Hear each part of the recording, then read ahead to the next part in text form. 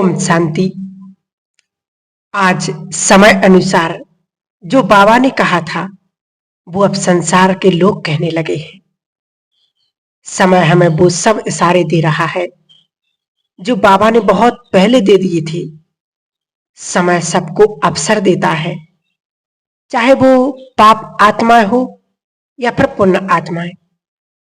देखो, रावण को भी समय ने अवसर दिया था सुधरने का, परंतु हमारा सद्विवेक कितना है, एक्टिव कितना है, उस पर निर्भर करता है।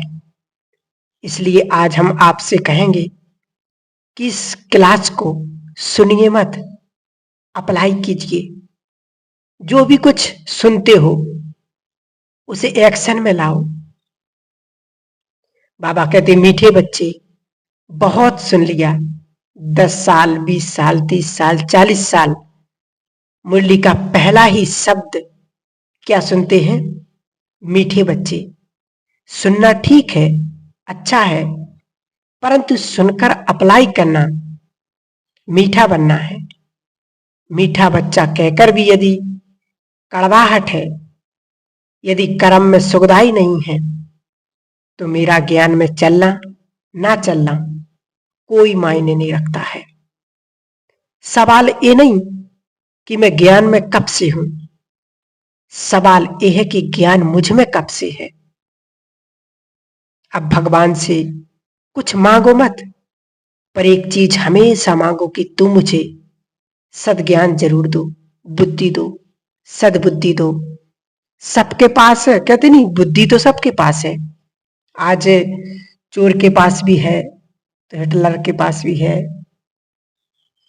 हर व्यक्ति के पास बुद्धि है।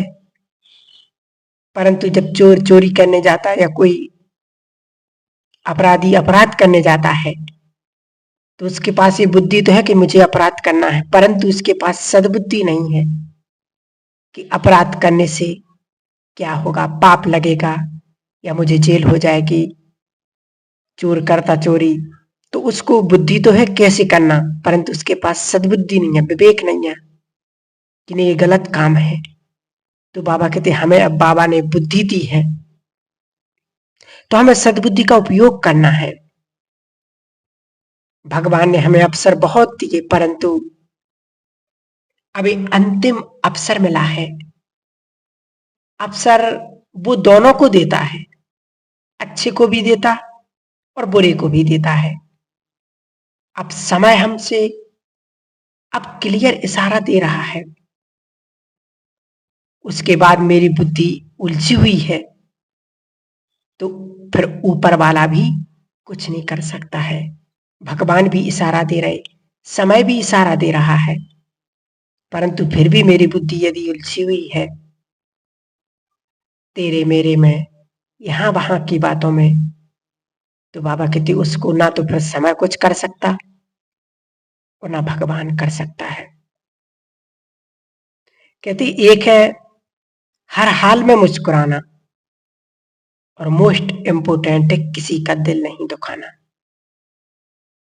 3 चीजें हम लेकर चलेंगे। सिचुएशन खुश रहने की नहीं, संसार में समस्याएं, दुख, पाप, रोग, शोक, चिंता, भय ये चरम सीमा पर है। यहां खुशियों के अकाल पड़े हैं। ऐसे में मैं अपने आप से चैलेंज करना कि मुझे बाबा की श्रीमत मिली हुई है, खुश रहना, क्योंकि खुशी जैसी खुराक नहीं और एक कहने की बात नहीं है। इस ज्ञान पर रिसर्च हो चुका है कि यदि खुश रहने से, यदि व्यक्ति खुश है तो हमारे ब्रेन में ऐसे रसायन निकलते हैं, लाखों करोड़ों रसायन, जिससे हम खुश रह सकते हैं। तो हमारे लाखों सेल्स जागृत हो जाते हैं। इसलिए बाबा ने कहा चाहे कुछ भी चला जाए परंतु खुशी ना जाए। इन आंखों से जो कुछ देख रहे हैं, इस शरीर सहित, ये ऐसा आएगा, एक ऐसा समय आने वाला है जो सब छूटेगा, क्योंकि जिस दिन मेरा जन्म हुआ उसी दिन उसी वक्त मेरी मृत्यु भी लिखी गई थी। और जिस दिन आत्मा शरीर से निकली, किस दिन आत्मा शरीर से निकलती है, उसी दिन क्या हो जाएगा, सब खत्म हो जाएगा। बाबा ने कहा भी है, तेरा सब कुछ जाता है तो जाने दे, परंतु एक चीज ना जाने दे। वो क्या है? खुशी। अंतिम श्वास तक ये मुस्कुराता रहूं मैं। और उसके लिए जो हमारी आदतें हैं, जो हमारी खुशी पर भारी पड़ जाती हैं, छोटी छोटी बातों पे नखरा लेना, रोना, रूठना, चिड़चिड़ापन, पूरी ये बारात है खुशियों को खत्म करने के लिए। पर ये मैं कमजोर नहीं हूं, मैं आत्मा शक्तिशाली हूं। और जो कमजोर है उस आत्मा की निशानी क्या है? जल्दी से रोना, रूठना, चिड़चिड़ापन होना। मैं कौन हूं? मास्टर सर्वशक्तिवान राजऋषि हूं। और उनकी एनर्जी हाई पावर की होती है। जो मास्टर सर्वशक्तिवान रहते हैं, उस नशे में रहते हैं, उनकी हाई एनर्जी होती है। इसलिए बाबा ने हम सभी बच्चों को समय को देखते हुए भगवान ने इशारा दिया है कि बच्चे, अब ऐसा समय आएगा कि तुम देखते रह जाओगे, कुछ भी नहीं कर पाओगे। बस अगर पुरुषार्थ नहीं किया तो पछताना पड़ेगा। परंतु बाबा ने कहा, कहते हैं जिसका स्वयं भगवान मददगार हो उसकी विजय तो निश्चित होगी। लेकिन मददगार किसका होगा? जिसने भगवान की श्रीमत पर चला होगा, जिसने भगवान की मदद की होगी, भगवान उनकी मदद जरूर करेगा। कल पहले का यादगार दिखाते ना कि जहां भगवान वहां विजय निश्चित होती है। ऐसा दिखाते हैं कि 5 पांडव थे, उनके साथ श्री कृष्ण थे, और सामने कितनी कौरवों की सेना थी, लाखों में। परंतु वो एक से एक बड़े महारथी योद्धा थे। पांडवों के साथ कौन थे? श्री कृष्ण गुप्त रूप में। तो ऐसे ही समय जो आने वाला है, उस समय में हमारे साथ भी भगवान है। कल पहले का यादगार है ना कि 5 पांडव दिखाते, लेकिन विजय क्यों हुई? क्योंकि साथ में भगवान थे। बाबा हम बच्चों के साथ है। इस संकल्प कौन इमर्ज करता है? जिसको बाबा में अटूट निश्चय है, विश्वास है, चाहे कैसी भी हलचल हो, मुझे निडर रहना है।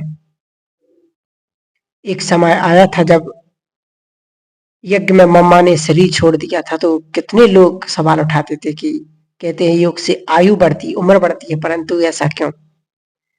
तो बाबा ने कहा, ये महावाक्य भगवान ने उच्चारे थे कि जाना तो सबको, किसी को रहना तो नहीं है, परंतु मम्मा को और भी सेवा करनी है। इसलिए समय को देखते हुए अब हमें वो पुरुषार्थ करना है जो बाबा हम सभी बच्चों से चाहते हैं। ब्राह्मणों को एक विशेष ध्यान देना है कि जो भविष्यवाणियां अभी चल रही हैं, आज कितने देखो कुंभ में भी अनेक भविष्यवाणियां हो रही हैं। वास्तव में वो समय अनुसार जो भगवान ने भविष्यवाणी की थी, वो अब धीरे धीरे सिद्ध होने लगी है। समय चरम सीमा पर है। इसलिए हमें अपने पुरुषार्थ को, और सबसे मेन पॉइंट, हमें अपनी खुश, कैसी भी परिस्थिति, कैसी भी स्थिति, कुछ भी हो, परंतु हमें अपनी खुशी को गायब नहीं करने देना है। चाहे कुछ भी हो जाए, मेरी खुशी ना जाए। तो बाबा रोज मुरलियों में तो कहते हैं कि बच्चे खुश रहो, क्योंकि खुशी जैसी ना तो कोई खुराक है और ना कोई दवा है, ना कोई। तो इन सभी समस्याओं का समाधान ही एक ही है, क्योंकि जब हम खुश रहेंगे, ऑटोमेटिक वो समस्या हमसे विदाई ले लेंगे। और हम फिर उसी स्थिति में स्थित हो जाएंगे। जो बाबा की श्रीमत है, जब भी कोई समस्या आए तो बाबा की मुरली को याद करें कि भगवान ने हमसे क्या कहा, बाबा ने क्या कहा है मुझसे, तो ऑटोमेटिक वो समस्या भी खत्म हो जाएगी और हमारी खुशी भी गायब नहीं होगी। ठीक है, ओम शांति।